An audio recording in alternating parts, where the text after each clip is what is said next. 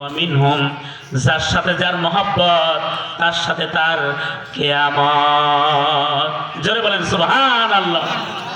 আপনি একজন নামাজি মানুষ, আপনি একজন আল্লাহওয়ালা মানুষ, আপনি একজন পরহেজগার মানুষ, আপনি একজন হাজি মানুষ। আপনি কি চাবেন আমি একজন ঘুষখোর, সুদখোর, জেনাখোর, মদখোর, যারা ইসলাম বিরোধী, যারা সন্ত্রাস, যারা চাঁদাবাজ, এদের সাথে আমার হাসর নাসর হোক? আমরা কি চাই ভাই? কখনোই আমরা চাই না।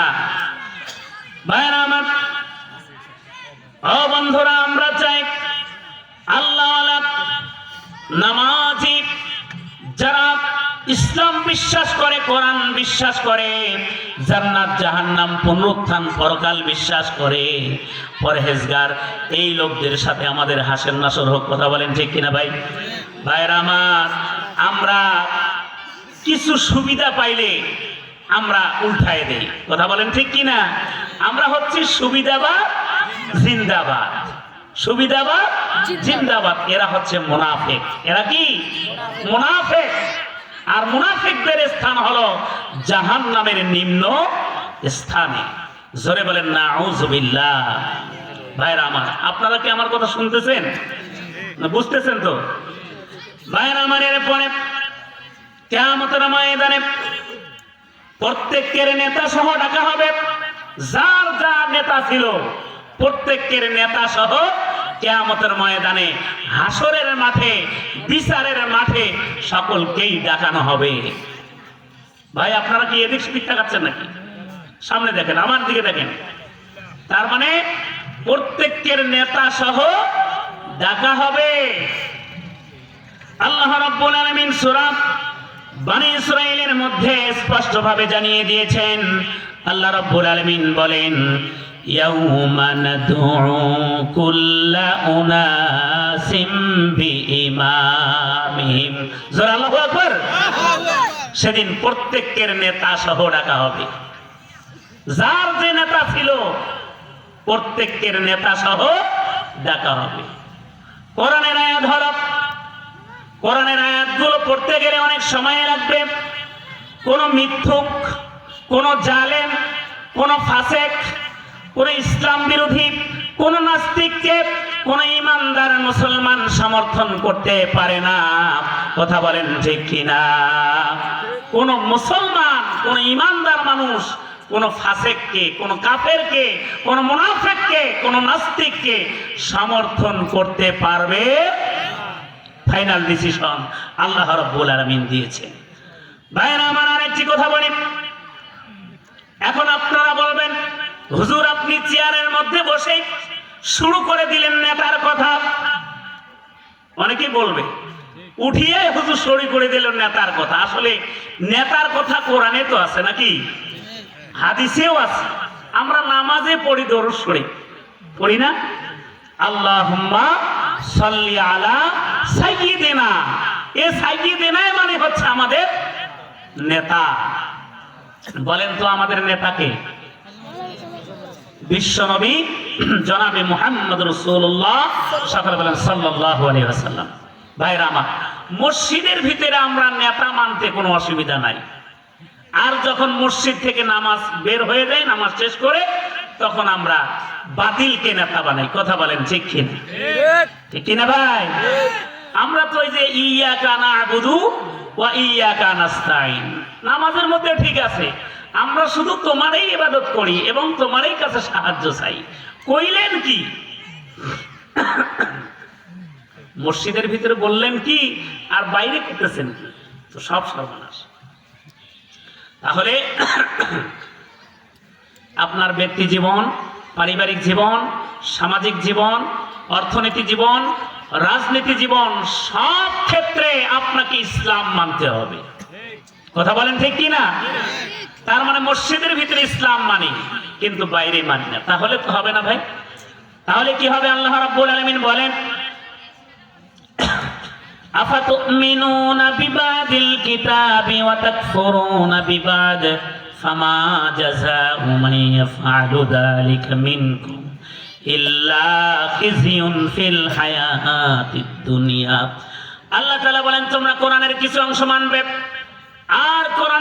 অংশ মানবে না, তাহলে তোমাদেরকে দুনিয়ার ভিতরেও লাঞ্ছিত করা হবে, অপমানিত করা হবে, এবং কিয়ামতের ময়দানে হাসরের মাঠে যখন বিচার ফয়সালা করা হবে তখন তোমাকে জাহান্নামের ভিতর নিক্ষেপ করা হবে। জোরে বলেন নাউযুবিল্লাহ। তাহলে কোরআন মানতে হবে পুরাটা, অর্ধেক মানলে হবে না, সব ক্ষেত্রে আপনাকে কোরআন মানতে হবে, তাহলেই নাজাত এবং মুক্তি পাওয়ার সম্ভাবনা আছে। ভাইরা আমার, ও বন্ধুরা, খুব খেয়াল করুন, লক্ষ্য করুন, এই পৃথিবীতে অনেক মতবাদ রয়েছে। এই মতবাদগুলো হলো, যেমন ধর্মনিরপেক্ষ মতবাদ, এটা হলো কুফরি মতবাদ। এটা কি মতবাদ? কুফরি মতবাদ। এটা মানুষের তৈরি। যেমন সমাজতন্ত্র, এটা হচ্ছে শয়তানের তৈরি। বলেন এটা কার তৈরি? শয়তানের তৈরি। এই যত মতবাদ রয়েছে, কোন মতবাদ আমাদের এই বাংলাদেশের মধ্যে শান্তি দিতে পারে না। পেরেছে কি? পারে নাই, পারবেও না। কি পারবে? আল্লাহ রাব্বুল আলামিন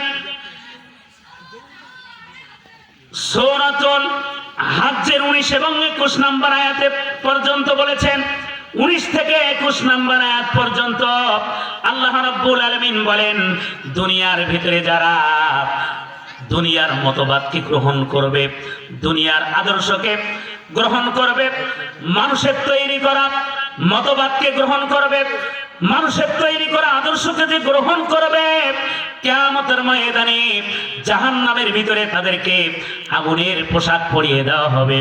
আল্লাহ রাব্বুল আলামিন বলেন, ফাল্লাযীনা কাফারু কুত্তিআত লাহুম সিয়াবুম মিন নার।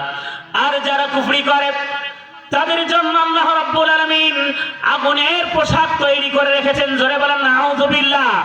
কিসের পোশাক? আগুনের পোশাক তৈরি করে রেখেছেন যারা কুফরি করে। কুফরি হলো, এই যে বললাম না, ধর্ম নিরপেক্ষ মতবাদ। এই যে ধর্ম নিরপেক্ষ মতবাদ ফ্যাসিস্ট সরকার কায়েম করার জন্য অনেক আলেমকে ফাঁসি দিয়েছিল। কথা বলেন ঠিক কিনা? কায়েম করার জন্য, কিন্তু পারে নাই, পারবেও না। আমরা আমাদের এই মাতৃভূমি, আমাদের এই বাংলাদেশ, জীবনের যতক্ষণ পর্যন্ত শরীরে এক ফোঁটা রক্ত আছে ততক্ষণ পর্যন্ত আমরা এই বাংলার জমিনে ধর্ম নিরপেক্ষ মতবাদ কায়েম হতে দেব না, দেব না। কথা বলেন ঠিক কিনা মুসলমান? ধর্ম নিরপেক্ষ মতবাদ, এই ধর্ম নিরপেক্ষ মতবাদের জন্য, প্রতিষ্ঠিত করার জন্য তারা অনেক সংগ্রাম করেছে, অনেক আলেমকে তারা ফাঁসি দিয়েছে। ভাইরা, আর এই ফাঁসির কার্যক্রম, ফ্যাসিস্টের কার্যক্রম বাংলার জমিনে আর দ্বিতীয় ফ্যাসিস্ট যাতে প্রতিষ্ঠিত না হয়, এজন্য আপনাদেরকে ভূমিকা রাখতে হবে। কথা বলেন ঠিক কিনা ভাই? ভূমিকা রাখতে হবে, খুঁটির মতো, স্তম্ভের মতো। ইমানি শক্তিকে আপনাকে শক্তিশালী করতে হবে। ভাইরা, এজন্য এই জাহান্নামের শাস্তি থেকে মুক্তি পেতে চাইলে অবশ্যই আমাদেরকে ইসলাম মানতে হবে।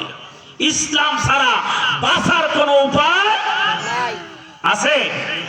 আল্লাহ রাব্বুল আলামিন সূরা আল ইমরান 85 নম্বর আয়াতে স্পষ্ট ভাবে জানিয়ে দিয়েছেন।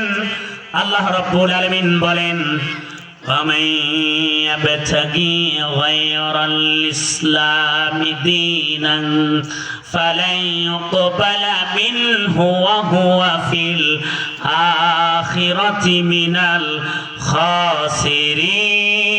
الخاسرين। জোরে আল্লাহু আকবার।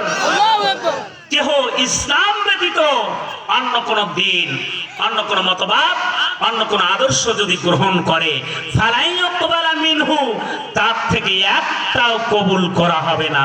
ওয়াহুয়া ফিল আখিরাতি মিনাল খাসিরিন, আর সে হবে আখিরাতের মধ্যে ক্ষতিগ্রস্তদের অন্তর্ভুক্ত। জোরে বলেন নাউযুবিল্লাহ। আমরা নামাজ পড়ি, আমরা কোরআন পড়ি, আমরা হজ করি, আমরা যাকাত দেই, ইসলামের যে কাজগুলো, আল্লাহর হুকুমগুলো আমরা মানি, মানার জন্য চেষ্টা করি। কিন্তু ভাইরা, এটা যদি আপনি ঠিক রাখতে চান, অবশ্যই এই কুফরি মতবাদকে আপনি গ্রহণ করতে পারবেন না। যদি করেন তাহলে সব শেষ, সব সর্বনাশ হয়ে যাবে। যেরকম ভাবে এই যে মোবাইলের পিছনে মেমোরি লাগা আছে, আছে না? মেমোরি লাগা আছে, মেমোরির ভিতরে আপনার ভালো মন্দ সবকিছুই আছে। এখন এখানে যদি একটা ভাইরাস ঢুকে তাহলে সব নষ্ট হয়ে যায়। ঠিক তদ্রূপ ভাবে আপনার ইমানের মধ্যে যদি আপনার ভাইরাস ঢুকে, ওই ভাইরাস হলো ধর্মনিরপেক্ষ মতবাদ। এই মতবাদ যদি আপনি গ্রহণ করেন সব ভালো নষ্ট হয়ে যাবে। বলেন নাউযুবিল্লাহ। শুধু সমর্থনের কারণে। কিসের কারণে জোরে বলেন? সমর্থনের কারণে। আমরা বলি সমর্থনটা হচ্ছে এটা মামুলি ব্যাপার, কিন্তু না ভাই, অসম্ভব। এটা ইমানের সাথে সম্পৃক্ত। কথা বলেন ঠিক কিনা ভাই? ইমানের সাথে সম্পৃক্ত। আল্লাহ রাসূল বলেছেন, যার সাথে যার মহব্বত তার সাথে তার কিয়ামত, হাসর নাসর। ভাইরা, এজন্য মুনাফিকি করবেন না। ইসলামের পক্ষে থাকবেন, কোরআনের পক্ষে থাকবেন। থাকলে কি হবে আর না থাকলে কি হবে? আল্লাহ রাব্বুল আলামিন বলেন, যারা কুফরি মতবাদকে গ্রহণ করবে, আল্লাহ তাআলা বলেন, ইউসাব্বু মিন ফাওকি রুউসিহিমুল হামিম। আর তাদের ইউসাব্বু মিন ফাওকি রুউসিহিমুল হামিম, তাদের মাথার উপর গরম পানি ঢেলে দেওয়া হবে। ইউসহারু মা ফি বুতুনিহিম ওয়াল জুনুদ। শুধু তাই নয়, গরম পানি ঢেলে দেওয়ার কারণে তাদের পেটের মধ্যে যা আছে সব পিছনের দরজা দিয়ে বের হয়ে যাবে। জোরে বলেন নাউযুবিল্লাহ। জুলুদ এবং চামড়া ঝলসে যাবে, গলে যাবে, পুড়ে যাবে, সাদা হয়ে যাবে। এরকম কঠিন শাস্তি। শুধু তাই নয়, আল্লাহ রাব্বুল আলামিন বলেন, ওয়ালাহুম মাকামিউ মিন হাদিদ। আর তাদেরকে লোহার হাতুড়ি দ্বারা পেটানো হবে। লোহার হাতুড়ি দ্বারা পেটানো হবে। লোহার হাতুড়ি দিয়ে মাথা ফেটে দেওয়া হবে।